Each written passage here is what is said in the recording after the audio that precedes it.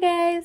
So last week there was no video because grief be griefing, and sometimes I just have to take some time to process the feelings and whatever. So last week into this week, I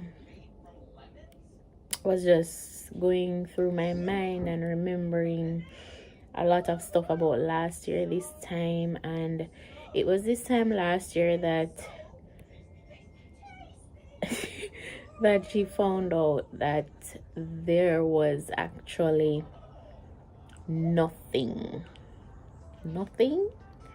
left that could be done to help. And I was just remembering, like, oh, she took it and everything that followed between last week and this week of last year. And it's just a lot, and I'm going to try to make sure that I push through and process things and get a video out next week as well, but I'm not promising next week. So the video you're about to watch was recorded last year, but as I said, there was a lot going on last year. So the family of 4 you are about to watch is now a family of 5. And yeah, so the video quality is poor, but at the laptop me use record it, and listen to me, the people them in a whole another country. So yeah, enjoy the message that comes out of the video and the little pointers, and let's just big up the fathers for Father's Day. See you in the video. Hi guys, it's been a long time, but we are here. We're not gonna talk about it, we are here. Welcome back to another episode of I Am Ready for Love with Kanisa and Jerome. Jerome not there yet, but he might come. All right, so tonight, or today, I might know. Tonight, we're gonna be doing a little discussion with some people that you guys know. You've seen them here before. We've spoken to them before. Them come over and them talk the things them already, but them come back because them are gonna talk it again. So tonight we're gonna talk about daddy extraordinaires, where are living at them father role and them a do the things them, and nobody now feel call down them phone and them something and I try to find them. Yeah, we're gonna be talking about the fathers that are present in their children's lives, and them a live up to the thing. Them not just left their mother to do it. All right. So we know that pregnancy and delivery, the whole labor and delivery process can be taxing on the mothers, even after the child is born and you're taking care of this new human, and you're like, what am I supposed to do with that somebody you know? Like, you're trying to navigate being a new parent. All of that can be taxing. And in our Jamaican culture, we tend to put all of the what you call that word, you know, all of the responsibility on our moms, and daddy can just kind of do what you want as long as my mind the pitney, everything good. Our experience, I had a rough pregnancy from jump, from a find out, from a doctor, and I was put on bed rest immediately. So Jerome had to step up as husband extraordinaire from jump. And then when I had a rough labor and delivery process, so I did have to step up as daddy extraordinaire. So he didn't get a break in between the two. So our guests tonight, they are the Stones. And we're going to be talking to them about, you know, being daddy extraordinaire, because Jerome experienced it as well as Kemoy, where Jerome came to my first clinic visit with me and people were like, one man in here? Like, he was the only male there. And I don't know if I want madman or just one man did come in and start cussing and say, no, sister, no baby father there, one baby father there. And the man started create a whole scene out of it. Now, Mr. Stone has experienced this. Going to the clinic, doctor visits, and all of these things. And we're going to ask his wife, because self-praise is no recommendation. So we're not going to ask him. We're going to ask him wife to kind of talk up and make we know how Daddy Extraordinaire did his thing. Well, hi guys. First of all, I'm Sassy. In all honesty, I think Kemoy has rescued me and rescued these children because the first pregnancy was easier, but then I had a C-section. So, certain things, movements, and so on, after the birth of the child was virtually impossible for me at first. So, whenever I got up to feed the child, he would have to be up as well. So it's almost as if both of us, were feeding, even though I was attempting to breastfeed. And when breastfeeding didn't work out at first, I went, I plummeted. I went through a whole mental thing. And I was beginning to feel like, it's impossible for me to bond with or care for the child. So I needed, reassurance and love and affection, and he was there for all of that too. Fast forward to the second child, road rocky from the get-go, mentally, physically, and he was still there. I had the baby again by C-section, so that process, but I had to go back to work within 2 months. So he has really stepped in with clinic visits. I think I went to the clinic the other day, give her this, side story. Went to the clinic to get a document for Shiloh, and the people them look for me and say, your name is not on. No, mommy. And I'm saying, what do you think? It's much. I brought the child to the front. Yeah, but it's like that, He's just always there, always willing to go. Sometimes I'm not going to lie, I feel bad. Sometimes, like, no, when she's here, but you don't see that I'm here. But I mean, it's a blessing to know that when you need someone to really be, to see you there. But remember this for a very long time. All right. When you need someone to be in your corner, they're there. I remember being, was I formally diagnosed? All right, to change our mind. So, well, yeah, with postpartum depression, and that was difficult. And just his reassurance, his presence, and his help. When I felt like this was it, there's nothing more I can do. I feel like I'm failing as a parent. I went through all of that.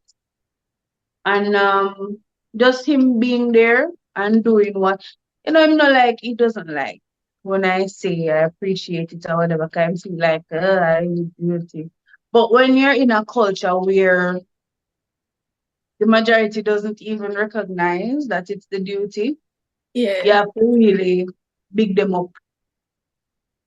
Yeah, you have to really big them up. But I remember one day Kemai posted something on his status, and he was basically saying that he went to the clinic and one of the nurses was like, "You're a single father?" Like, what the peanut matter there? And just to kind of piggyback on something that you said about the postpartum depression. Um, First of all, let me say, remember me said postpartum depression I'm gonna talk about. Let me say, um, big up to the 1 year to save me. Because I didn't like when me kind of like make it look like I'm not feeling pitney too. Like he's always like, am I pitney too? You know, like I'm supposed to dare, I'm supposed to do these things. But it's like we not really see we see fathers that are involved. There are fathers out there that are very involved in their children's lives. But when you still then go to like hell and back to make sure say the home is homing, and as you said, you had to go back to work and Kemai had to like jump in and do the things them. Jerome had to go back to work, and because of the trauma that I went through, I still wasn't able to function fully. And he would have to go work and come back on work.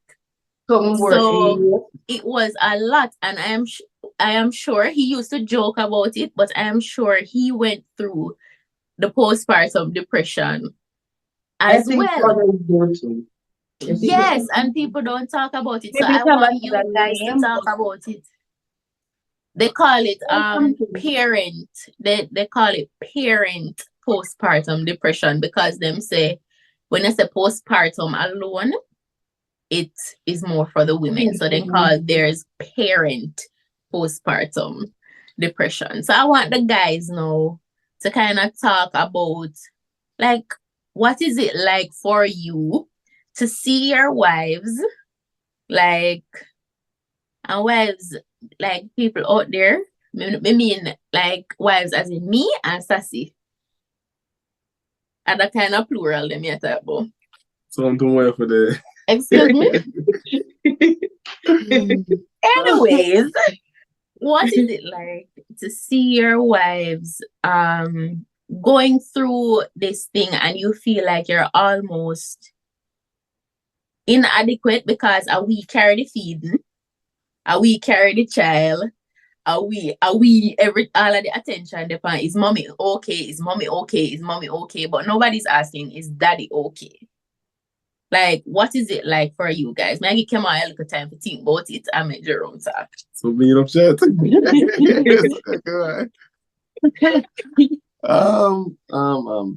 I think for me, I think it wasn't a case of feeling away because persons weren't probably checking in on me as much as they were doing for you. Mm-hmm. Because probably I don't used to that culture. A person basically checking person just assume say, yeah, me okay. So I'm not really used to it, yeah. So that wasn't a problem for me. But I would say though that I believe the same trauma or the mental strain that a woman would feel that we call postpartum depression, I think the men will experience it, and I speak so for myself because I know that I don't know exactly what you felt, but I could say I was stressed, I was pressured.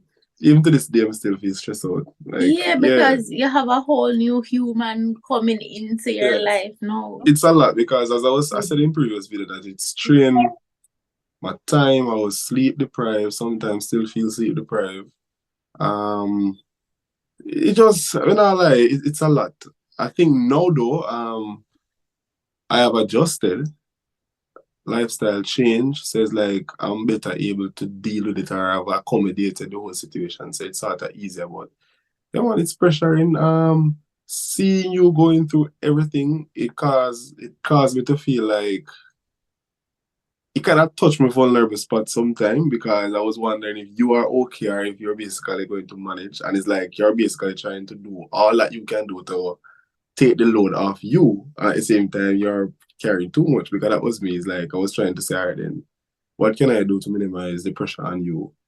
And at the same time, it's killing me sometimes. You understand? And just being a man, yes, I was like, yeah, man, it's good. Me okay. Me all right. Not necessarily me okay. Can't do this. Right. Yeah, but it was a lot. And I think because of that experience, big up to Mr. Stones again. I tell myself, I'm not going back down that road. Yeah, honestly, I don't think I'm willing to. Man, can't. No, before this experience, I used to say I want three.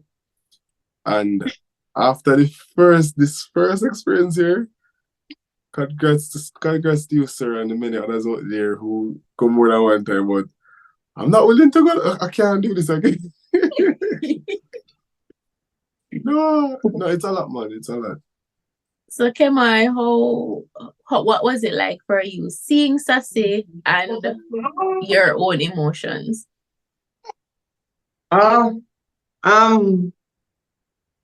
Jerome basically say everything. Like I said, but it was a difficult process. The first one was, as Sonia said, was easier because what I think about it before it actually happened. So you're kind of mentally prepared in a way because when you're thinking about the happy part of it, really. Mm-hmm. So after birth now and Sonia that C-section, so I work from home. So as soon as my shift finish, me have to, get ready to, That is duty. assist her, and before my shift start, I'm on inside, me have to make sure say, the bottle them clean and sterilized and everything. So go with mommy, Charlotte. It was a lot, not just physically, but emotionally as well. Because everybody said, oh, the baby, how's that sounding? Them no ask like, how are you, Mr. Stone? So it was a place of, I would say, loneliness. Like not that Sasson is not here, but she's not in the position to do as much as she would have wanted to do. So you basically, do everything, but at the same time, you don't really have nobody to talk to about everything going happen. So you kind of internalize sometimes, and sometimes it can be very frustrating. And for me, we have like two, not really that second time. You have to do the process a second time over. Yeah. So as much as I enjoy like, being a father, stepping up to my responsibilities, it's difficult. Not just of physical labor, but mentally and emotionally. And the fact that you had your second when your first just turned one, Well, that is added pressure. 1+, yeah. Yeah. So that would be added pressure because you try to sleep train that 1 year and that 1 year not training on nothing. The new one not training on nothing, no know nothing. It's fresh and you have to go over the process all over again. Like you get one for sleep and while you would use that time to like rest once child will go sleep. Now you have faith. So you have to think more the space in between. Like where do you find the time for you when you have the two of them run around?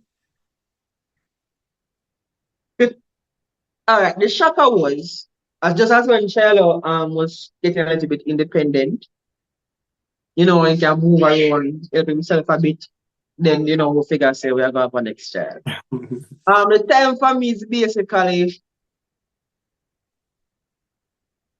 I don't know. Just squeeze in some. No. I try to like when I'm asleep, which is tend to be very late sometimes. Not sometimes I just lay down and try to relax. Or probably try to watch a movie. I get up before them sometime and say, all right, I just, me, or just me and Sony. So time management is very critical for us. You have to make sure we say would they a step ahead of them. So before them wake up, so them bottles prepare, everything ready to go. So once everything ready to go in the morning, you realize your day kind of easier. You're more proactive. So you have a little time to breathe. I would say the hardest part of it is nighttime. Like, when them just come home, they wake every 2 hours and something there. And ours was like clockwork. As the clock I got Mhm. alarm, you would wake up like 2 seconds before the clock alarm. And we're just like, But I think as it mm-hmm. went along though, I think he started doing good with sleeping very soon. But it's just the and I think from a man's a male's point of view or a father's point of view, I think it's the mental strain that comes with it because you're just always in that protective mode. Like I want to ensure that things are there. So security wise, in terms of not just physical security, but financial security, the emotional security, you're always thinking about how it is that I'm going to get this from my family. How am I going to sustain my family? How am I going to provide? So I think just the thought process alone is a lot to carry. And I think some people might not even understand, but if you're really a responsible person, then I think it will pull a lot from you in terms of mental power, mental strength. So that was it for me then and still is. I'm very, Yeah. very active mentally, like how do I secure this? How do I put things in place to ensure that that they're okay? But I think you're like put you having to go and do this and do that, like provide, protect, and all of that. You think you put that over your mental health, though? I don't think you directly put it over your mental health, but I think by Indirectly. doing that, you actually put it Yeah. over your mental health. Everything takes priority automatically. Like I Yeah, think that how we're wired to as yeah, as that's it. as males. Once you have something to protect and to provide for, automatically it comes first. Occupy your thought process like if I make this decision, will it be good for the Affect you. entire family? So every decision that we make, um it affects the family. So we have to be very careful of what we would decide we're going to do. And to add to what Kim was saying in terms of how you're wired, the other day we had a conversation and Vanessa was saying that she's not worried about certain things because and that's how she is for real. Like if tomorrow comes, then I'm going to get the food, the money is going to come like literally like what me a stress for what am I worried about? Because God is on the case, so my effort for like Sometimes she causes me to feel like I'm a total unbeliever and I'm not. But that's me. So that, I don't trust God, but I have to ensure that I'm active like where it's gonna come from. And to me, it's a weakness in a sense, but at the same time, it's a strength. But I cannot be as relaxed as her. And it was then that I said to her that because sometimes I figure that she think like you're just too concerned about tomorrow. And I have to say to her, I say, you can say what you want to say. The security mandate to me is not on you.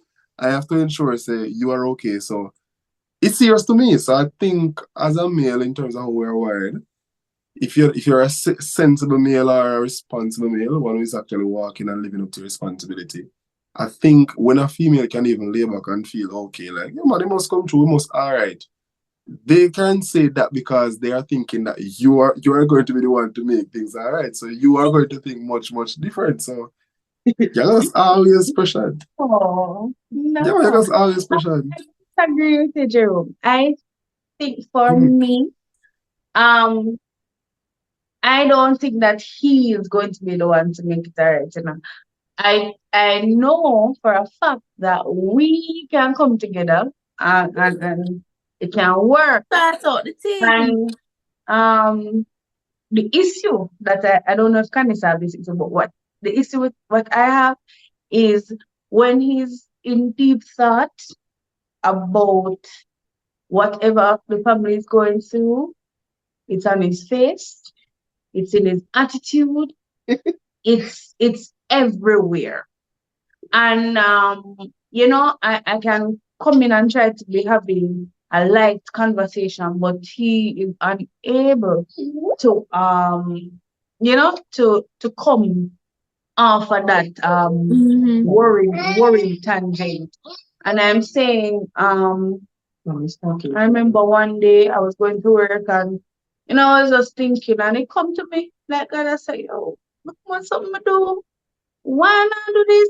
I realized that when we are frustrated too, because we have the kids and their behavior is naturally frustrating to Yeah. anybody. It's Yeah. like you're easier for us.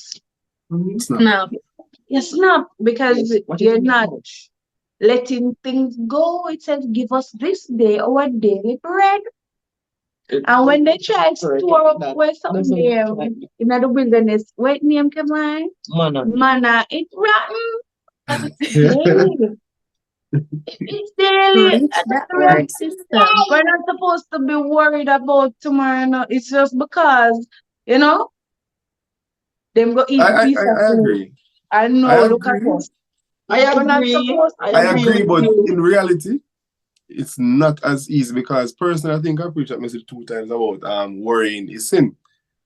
And I'm telling you, it's just for me, it's like the moment it's look like say I'm not seeing how tomorrow is gonna work out, I become concerned. But I think that the issue we're having as wives is the fact that we can see that you are worried and we want you to take the load off of yourself and invite us into the ring and make we help on the fight.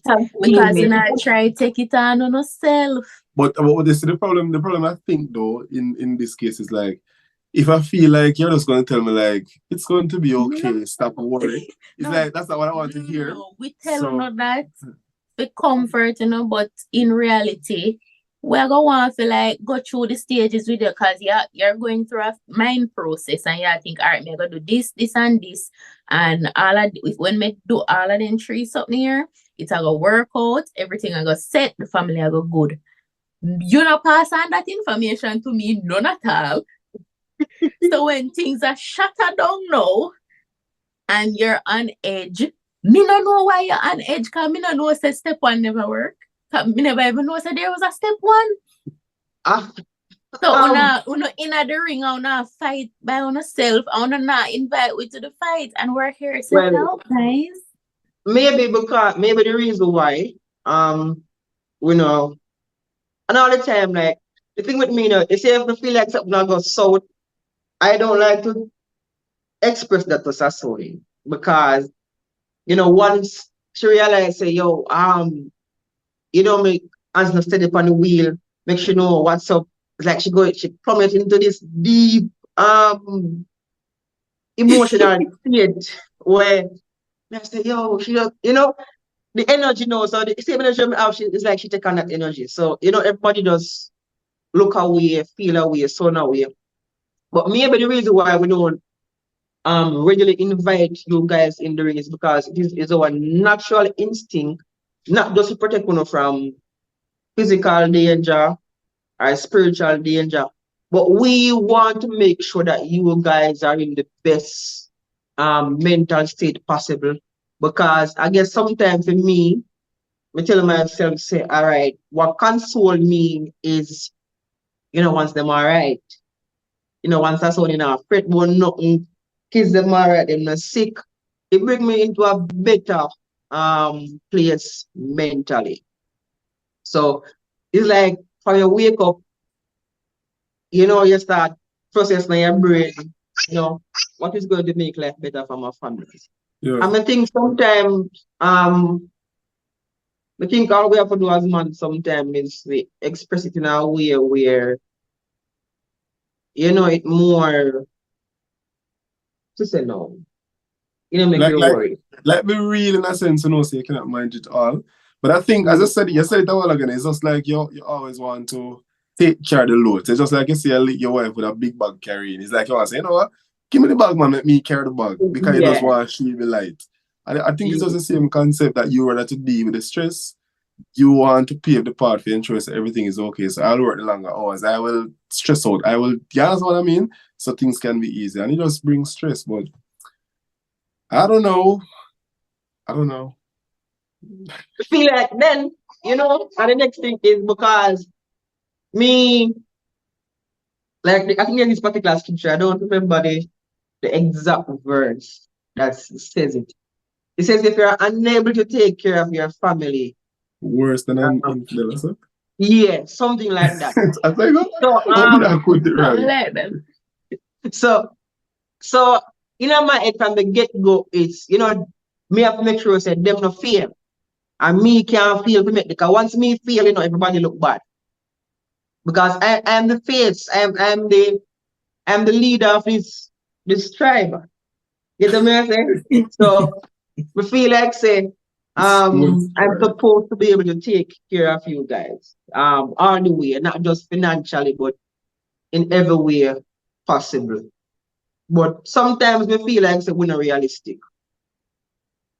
That part. That kind of make we worry more as man.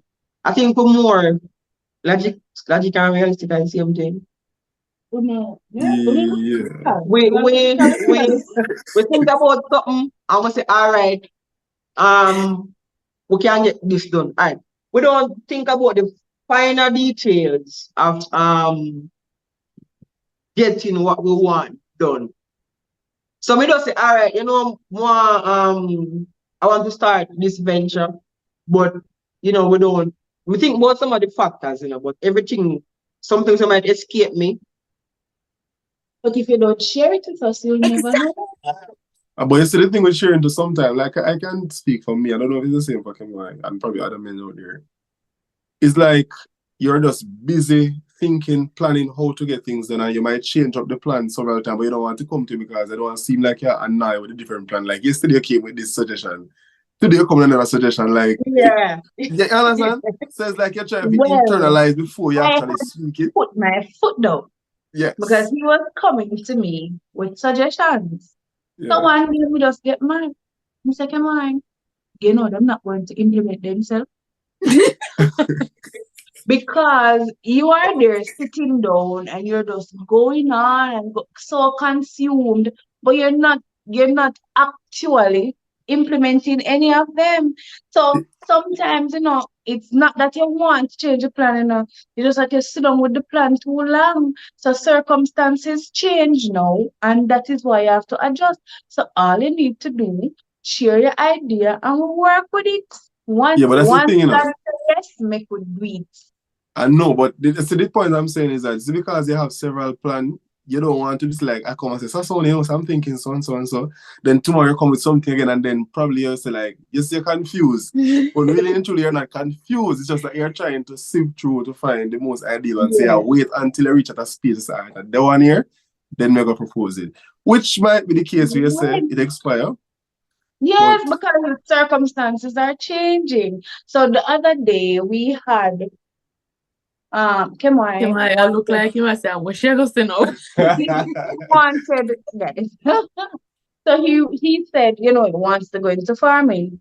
All right, fine, fair enough. But then he was all over the place with what he wants to farm. And then he wanted to do crops, and then he wanted to do chicken, and then he wanted to do live, like cattle. Mhm. And I'm saying, come on, use the profit from one to fund the other one.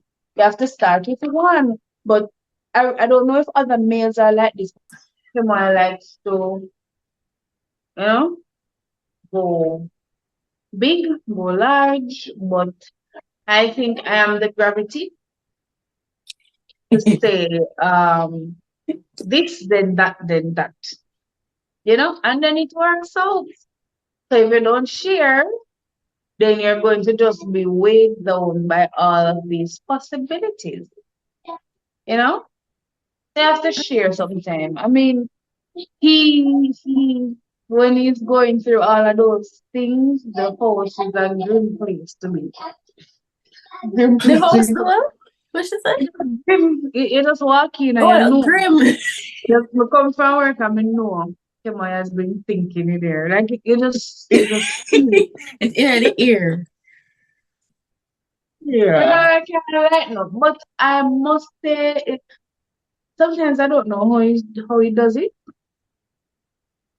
I don't know how he does it. But he gets it done. I'm grateful.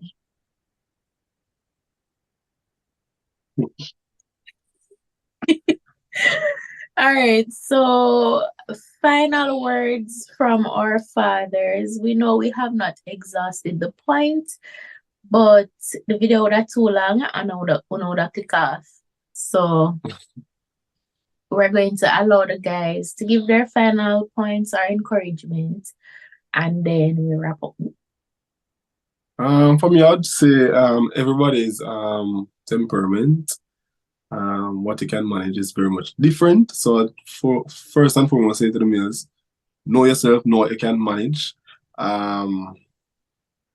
Find support. I don't know what support is for you. Again, support for everybody will be different, but find support if you feel like you can't manage it. It's good to be concerned. It's good to be protective and want to ensure that things are in place, but at the same time, you have to manage it to ensure that you don't work to your own detriment. So I think that's it. But I think it's simple. Once you genuinely love your family, genuinely love and care about your family, then I think that's going to impact how you treat them. That will cause you to positively stress, which can also be negative sometimes. But yeah, yeah, that's it for me.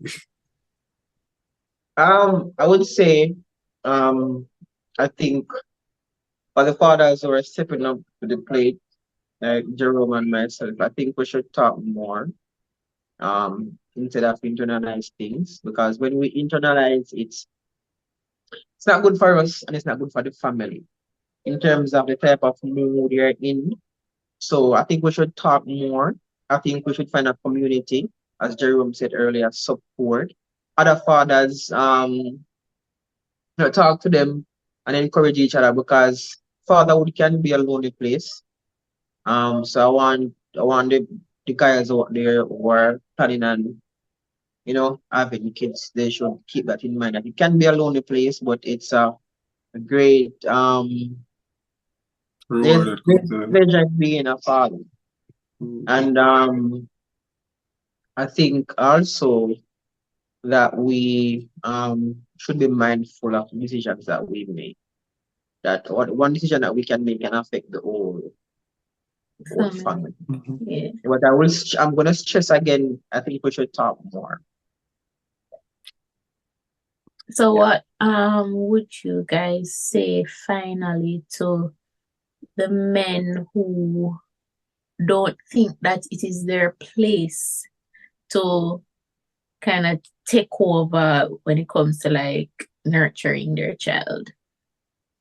I think it's going to take more than talk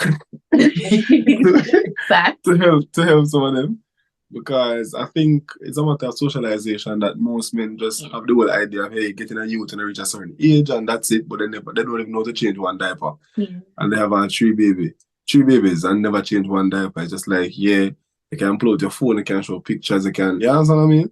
So I think it has to start from way, way down, where the home teach young men that, guess what?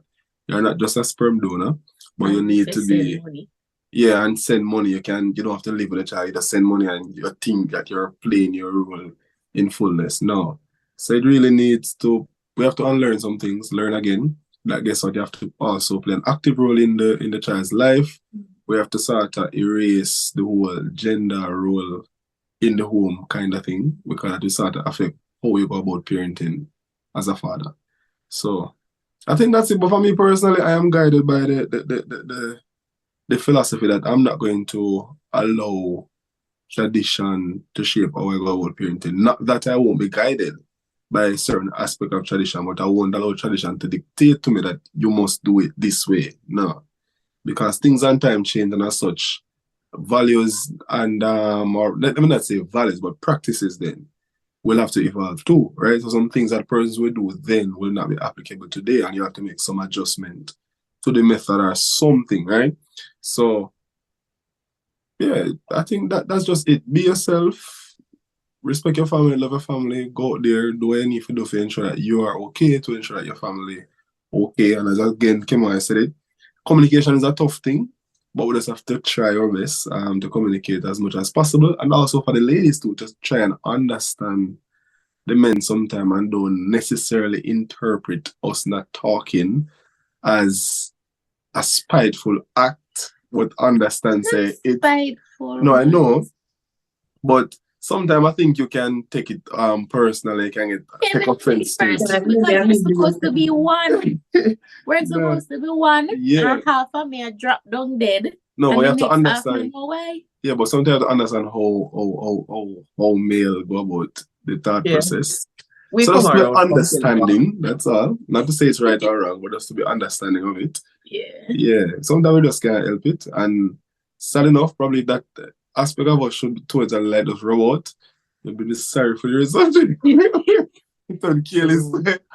So it's just a matter of balance. Yeah. Cecile, you have any encouragement to throw out there? Just keep doing what you're doing for those who are doing the right thing. We appreciate you. We might not always say it, but when you weigh the balance, you guys are doing, you're doing a lot. And on behalf of all the mothers that have benefited from your support, I would like to say thank you. For those who have a little improvement to do, Teacher. the night is still young. Go it while you're young, they would say. Just do your best, improve where you need to improve, and just see your children as an investment, Let me check what's happening. All right, guys. So thanks to the Stones. You can find their channel Till Death Do Us Part on YouTube. One word. And they're on Instagram as well. I'll link all their information down below. I just want to thank you guys for, sharing and letting us into the male mind.